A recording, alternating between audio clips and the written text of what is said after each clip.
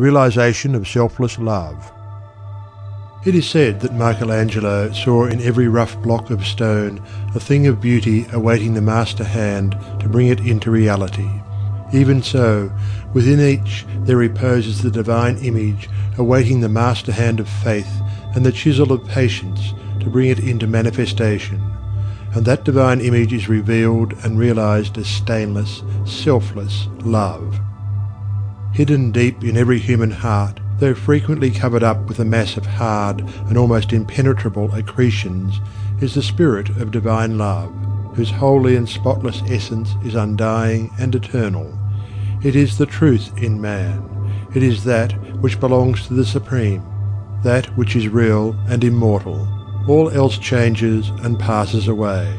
This alone is permanent and imperishable.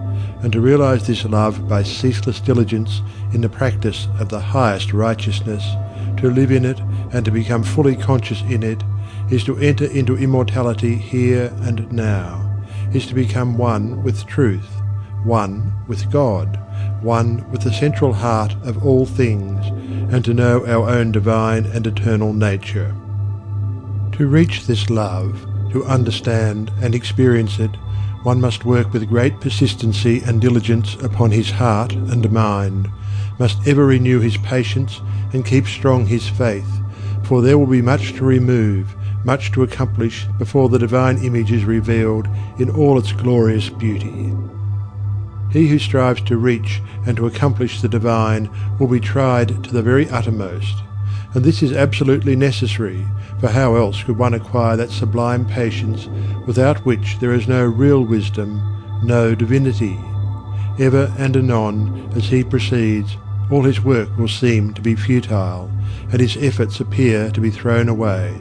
Now and then a hasty touch will mar his image, and perhaps when he imagines his work is almost completed, he will find that what he imagined to be the beautiful form of divine love utterly destroyed, and he must begin again with his past bitter experience to guide and help him.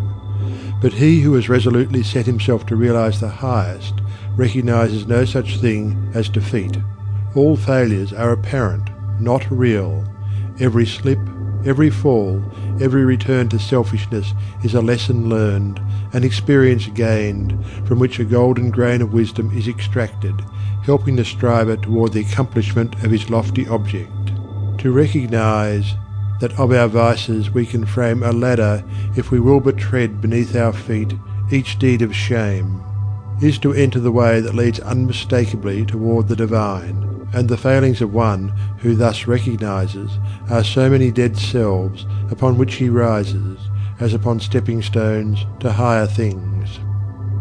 Once come to regard your failings, your sorrows and sufferings as so many voices telling you plainly where you are weak and faulty, where you fall below the true and the divine, you will then begin to ceaselessly watch yourself, and every slip, every pang of pain will show you where you are to set to work, and what you have to remove out of your heart in order to bring it nearer to the likeness of the divine, nearer to the perfect love. And as you proceed, day by day detaching yourself more and more from the inward selfishness, the love that is selfless will gradually become revealed to you.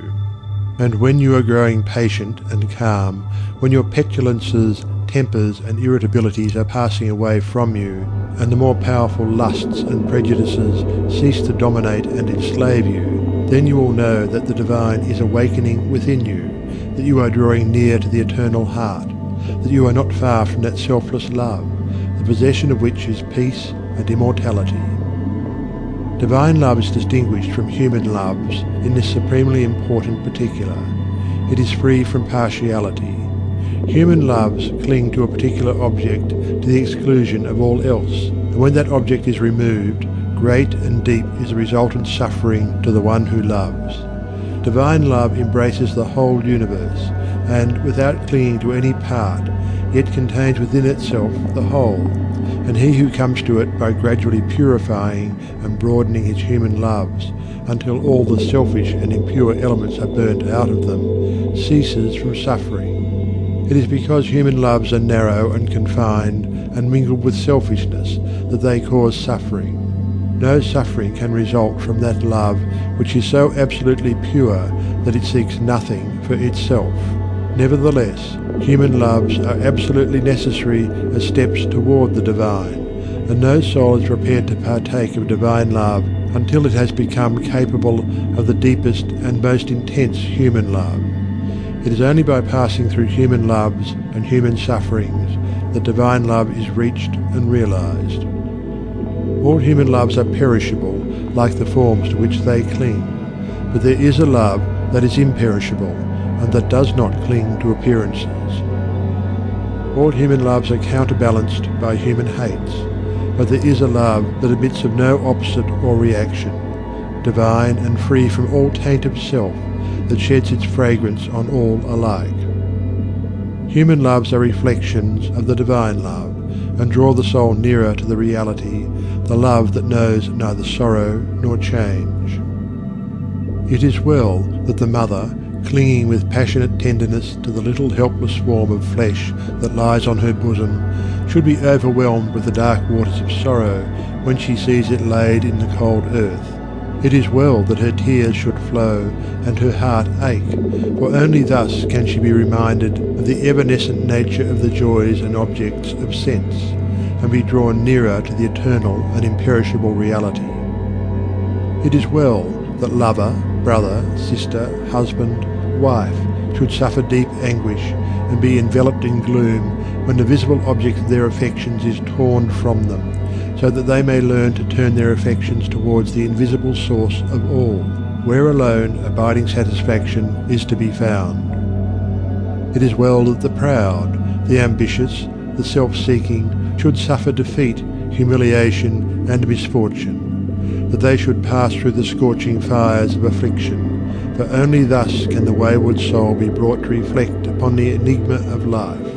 Only thus can the heart be softened and purified and prepared to receive the truth. When the sting of anguish penetrates the heart of human love, when gloom and loneliness and desertion cloud the soul of friendship and trust, then it is that the heart turns toward the sheltering love of the eternal and finds rest in its silent peace. And whosoever comes to this love is not turned away comfortless, is not pierced with anguish, nor surrounded with gloom, and is never deserted in the dark hour of trial. The glory of divine love can only be revealed in the heart that is chastened by sorrow, and the image of the heavenly state can only be perceived and realized when the lifeless, formless accretions of ignorance and self are hewn away. Only the love that seeks no personal gratification or reward, that does not make distinctions, and that leaves behind no heartaches, can be called divine. Men, clinging to self and to the comfortless shadows of evil, are in the habit of thinking of divine love as something belonging to a God who is out of reach, as something outside themselves, and that must forever remain outside. Truly, the love of God is ever beyond the reach of self, for when the heart and mind are emptied of self, then the selfless love, the supreme love, the love that is of God or good, becomes an inward and abiding reality. And this inward perception of holy love is none other than the love of Christ that is so much talked about and so little comprehended. The love that not only saves the soul from sin, but lifts it also above the power of temptation. But how may one attain to this sublime realization? The answer which truth has always given, and will ever give to this question, is, "Empty thyself, and I will fill thee." Divine love cannot be known until self is dead, for self is the denial of love, and how can that which is known be also denied? Not until the stone of self is rolled away from the sepulchre of the soul does the immortal Christ, the pure spirit of love, hitherto crucified, dead and buried, cast off the bands of ignorance and come forth in all the majesty of his resurrection. You believe that the Christ of Nazareth was put to death and rose again. I do not say you err in that belief, but if you refuse to believe that the gentle spirit of love is crucified daily upon the dark cross of your selfish desires, then, I say, you err in this unbelief, and have not yet perceived, even afar off, the love of Christ. You say that you have tasted of salvation in the love of Christ. Are you saved from your temper, your irritability, your vanity, your personal dislikes, your judgment and condemnation of others? If not, from what are you saved, and wherein have you realized the transforming love of Christ? He who has realized the love that is divine has become a new man, and has ceased to be swayed and dominated by the old elements of self. He is known for his patience, his purity, his self-control, his deep charity of heart, and his unalterable sweetness.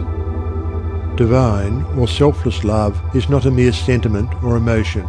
It is a state of knowledge which destroys the dominion of evil and the belief in evil, and lifts the soul into the joyful realization of the supreme good. To the divinely wise, knowledge and love are one and inseparable. It is toward the complete realization of this divine love that the whole world is moving. It was for this purpose that the universe came into existence, and every grasping at happiness, every reaching out of the soul toward objects, ideas and ideals, is an effort to realize it. But the world does not realize this love at present, because it is grasping at the fleeting shadow and ignoring in its blindness the substance. And so suffering and sorrow continue, and must continue, until the world, taught by its self-inflicted pains, discovers the love that is selfless, the wisdom that is calm and full of peace. And this love, this wisdom, this peace, this tranquil state of mind and heart may be attained to, may be realized by all who are willing and ready to yield up self, and who are prepared to humbly enter into a comprehension of all that the giving up of self involves. There is no arbitrary power in the universe, and the strongest chains of fate by which men are bound are self-forged. Men are chained to that which causes suffering because they desire to be so, because they love their chains, because they think their little dark prison of self is sweet and beautiful, and they are afraid that if they desert that prison they will lose all that is real and worth having. Ye suffer from yourselves, none else compels, none other holds ye that ye live and die. And the indwelling power which forged the chains and built around itself the dark and narrow prison can break away when it desires and wills to do so, and the soul does will to do so when it has discovered the worthlessness of its prison, when long suffering has prepared it for the reception of the boundless light and love. As the shadow follows the form, and as smoke comes after fire, so effect follows cause, and suffering and bliss follow the thoughts and deeds of men. There is no effect in the world around us, but has its hidden or revealed cause, and that cause is in accordance with absolute justice. Men reap a harvest of suffering because in the near or distant past they have sown the seeds of evil. They reap a harvest of bliss also as a result of their own sowing of the seeds of good. Let a man meditate upon this, let him strive to understand it, and he will then begin to sow only seeds of good, and will burn up the tares and weeds which he has formerly grown in the garden of his heart. The world does not understand the love that is selfless, because it is engrossed in the pursuit of its own pleasures, and cramped within the narrow limits of perishable interests, mistaking in its ignorance those pleasures and interests for real and abiding things. Caught in the flames of fleshly ignorance, those pleasures and interests, caught in the flames of fleshly lusts, and burning with anguish, it sees not the pure and peaceful beauty of truth. Feeding upon the swinish husks of error and self-delusion, it is shut out from the mansion of all-seeing love. Not having this love, not understanding it, men institute innumerable reforms which involve no inward sacrifice, and each imagines that his reform is going to right the world forever, while he himself continues to propagate evil by engaging it in his own heart. That only can be called reform which tends to reform the human heart, for all evil has its rise there, and not until the world, ceasing from selfishness and party strife, has learned the lesson of divine love, will it realize the golden age of universal blessedness. Let the rich cease to despise the poor, and the poor to condemn the rich. Let the greedy learn how to give, and the lustful how to grow pure. Let the partisan cease from strife, and the uncharitable begin to forgive. Let the envious endeavour to rejoice with others, and the slanderers grow ashamed of their conduct. Let men and women take this course. And lo, the golden age is at hand. He, therefore, who purifies his own heart is the world's greatest benefactor. Yet, though the world is, and will be for many ages to come, shut out from that age of gold, which is the realization of selfless love, you, if you are willing, may enter it now, by rising above your selfish self, if you will pass from prejudice, hatred, and condemnation to gentle and forgiving love. Where hatred, dislike, and condemnation are, selfless love does not abide. It resides only in the heart that has ceased from all condemnation. You say, "How can I love the drunkard, the hypocrite, the sneak, the murderer? I am compelled to dislike and condemn such men." It is true that you cannot love such men emotionally, but when you say that you must perforce dislike and condemn them, you show that you are not acquainted with the great overruling love. For it is possible to attain to such a state of interior enlightenment as will enable you to perceive the train of causes by which these men have become as they are, to enter into their intense sufferings, and to know the certainty of their ultimate purification.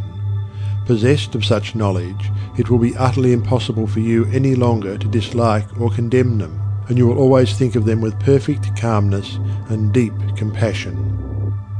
If you love people, and speak of them with praise until they in some way thwart you, or do something of which you disapprove, and then you dislike them and speak of them with dispraise, you are not governed by the love which is of God.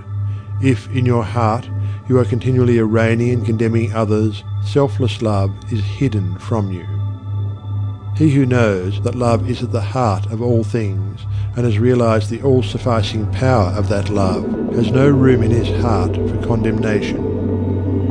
Men, not knowing this love, constitute themselves judge and executioner of their fellows, forgetting that there is the eternal judge and executioner. And insofar as men deviate from them in their own views, their particular reforms and methods, they brand them as fanatical, unbalanced, lacking judgment, sincerity, and honesty.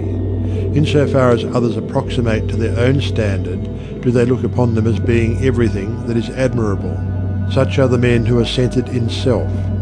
But he whose heart is centered in the supreme love does not so brand and classify men, does not seek to convert men to his own views, not to convince them of the superiority of his methods. Knowing the law of love, he lives it, and maintains that same calm attitude of mind and sweetness of heart toward all. The debased and the virtuous, the foolish and the wise, the learned and the unlearned, the selfish and the unselfish receive alike the benediction of his tranquil thought. You can only attain to this supreme knowledge, this divine love, by unremitting endeavour in self-discipline, and by gaining victory after victory over yourself. Only the pure in heart see God. And when your heart is sufficiently purified, you will enter into the new birth, and the love that does not die, nor change, nor end in pain and sorrow, will be awakened within you, and you will be at peace. He who strives for the attainment of divine love is ever seeking to overcome the spirit of condemnation, for where there is pure spiritual knowledge, condemnation cannot exist, and only in the heart that has become incapable of condemnation is love perfected and fully realized.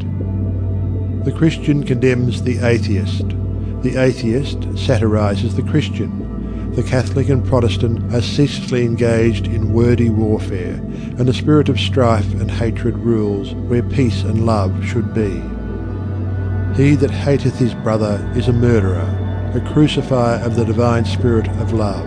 And until you can regard men of all religions and of no religion with the same impartial spirit, with all freedom from dislike, and with perfect equanimity, you have yet to strive for that love which bestows upon its possessor freedom and salvation. The realization of divine knowledge, selfless love, utterly destroys the spirit of condemnation, disperses all evil, and lifts the consciousness to that height of pure vision where love, goodness, justice are seen to be universal, supreme, all-conquering, indestructible. Train your mind in strong, impartial, and gentle thought. Train your heart in purity and compassion. Train your tongue to silence and to true and stainless speech. So shall you enter the way of holiness and peace, and shall ultimately realize the immortal love. So living, without seeking to convert, you will convince. Without arguing, you will teach. Not cherishing ambition, the wise will find you out. And without striving to gain men's opinions, you will subdue their hearts. For love is all-conquering, all-powerful, and the thoughts and deeds and words of love can never perish. To know that love is universal, supreme, all-sufficing, to be freed from the trammels of evil, to be quit of the inward unrest, to know that all men are striving to realize the truth, each in his own way, to be satisfied, sorrowless, serene. This is peace, this is gladness, this is immortality, this is divinity. This is the realization of selfless love. I stood upon the shore and saw the rocks resist the onslaught of the mighty sea. And when I thought how all the countless shocks they had withstood through an eternity, I said, to wear away this solid main, the ceaseless efforts of the waves are vain. But when I thought how they the rocks had rent, and saw the sand and shingles at my feet, poor passive remnants of resistance spent, tumbled and tossed where they the waters meet, then saw I ancient landmarks neath the waves, and knew the waters held the stones their slaves. I saw the mighty work the waters wrought by patient softness and unceasing flow, how they the proudest promontory brought unto their feet, and massy hills laid low, how the soft drops the adamantine wall conquered at last, and brought it to its fall. And then I knew that hard resisting sin should yield at last to love's soft ceaseless roll, coming and going, ever flowing in upon the proud rocks of the human soul, that all resistance should be spent and past, and every heart yield unto it at last.